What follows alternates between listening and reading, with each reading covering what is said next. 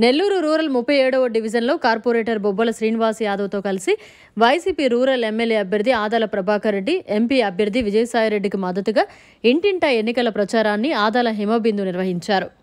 ఎన్నికల ప్రచార కార్యక్రమానికి విచ్చేసిన ఆదాల హిమబిందుకు స్థానిక వైఎస్ఆర్సీపీ నాయకులు, కార్యకర్తలు, ప్రజలు పెద్ద ఎత్తున స్వాగతం పలికారు. 25 సంవత్సరాల రాజకీయ జీవితంలో ఎటువంటి మచ్చలేని మానవతామూర్తి మా నాన్న అని ఎమ్మెల్యే అభ్యర్థి ఆదాల ప్రభాకర్ రెడ్డిని మంచి మెజారిటీతో గెలిపించాలని ఆదాల హిమబిందు ప్రజలను కోరారు. రూరల్లో గడిచిన 4 సంవత్సరాల కాలంలో జరిగిన అభివృద్ధిని కేవలం నాన్న ఇన్ఛార్జిగా బాధ్యతలు తీసుకున్న 1 సంవత్సర కాలంలో ఆయా ప్రాంతాల అవసరాలను బట్టి 150 కోట్ల రూపాయల నిధులతో అభివృద్ధి పనులు చేయడం జరిగిందని ఆదాల హిమబిందు చెప్పారు.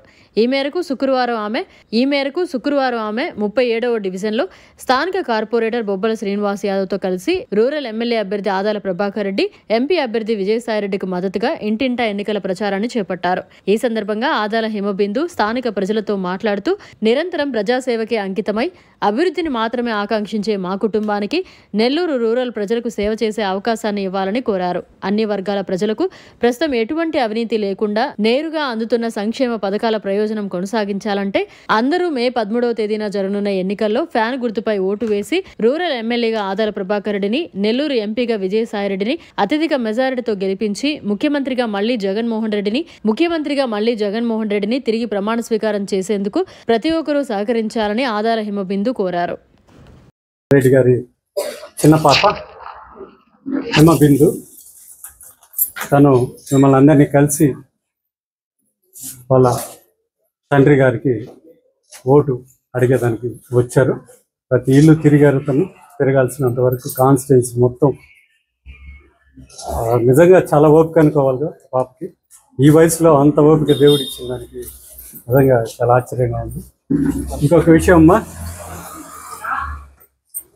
ఇప్పుడు అందరూ ఎక్కువ పొదుపోళ్ళే ఉంటారు అనుకుంటా. ఇక్కడ ఆసరా కూడా ఈరోజు పడుతుందమ్మా, మిగతా లాస్ట్ చేయూత.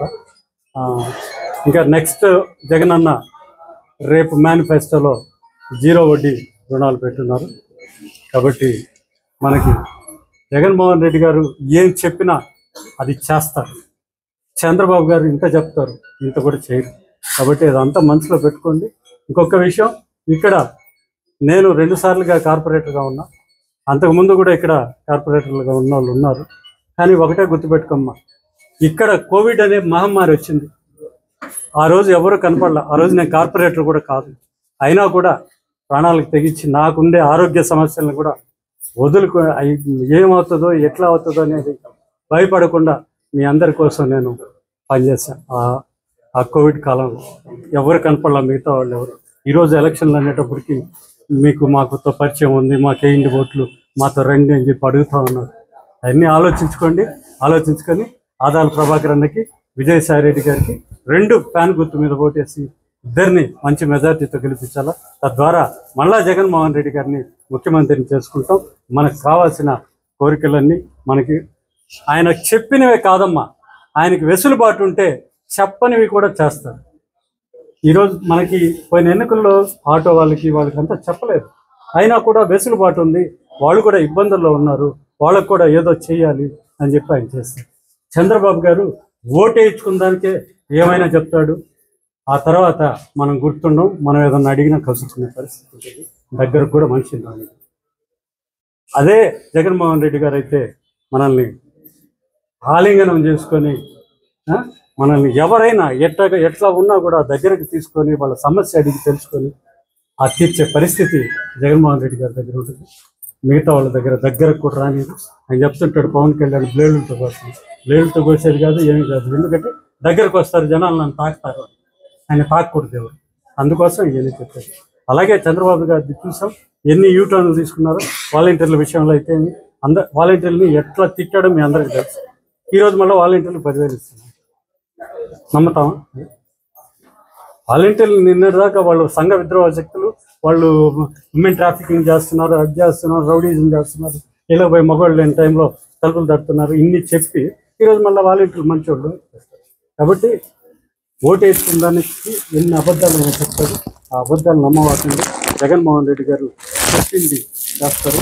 కాబట్టి జగన్మోహన్ రెడ్డి గారిని మళ్ళా ముఖ్యమంత్రిని చేసుకునేదానికి ఇక్కడ ఆదాల ప్రభాకర్ రెడ్డి గారికి, విజయసాయి రెడ్డి గారికి 2 ఫ్యాన్ గుర్తు మీద ఓటేసి గెలిపించుకోవాల్సిందిగా కోరుతున్నాను. అందరికీ నమస్కారం అమ్మ. ఈరోజు ఈ ఆత్మీయ సమావేశంకి మీరు అందరూ వచ్చినందుకు మీకు కృతజ్ఞతలు. వినపడుతుందమ్మా? వినపడుతుందా తల్లి? మే 13 ఓటింగ్ ఉంది. తప్పకుండా మనం అందరం సంక్షేమం కోరే ప్రభుత్వంకే ఓటేసి గెలిపించుకోవాలి. ఆరోగ్యశ్రీ కావాలంటే జగనన్న మళ్ళీ ముఖ్యమంత్రి కావాలి.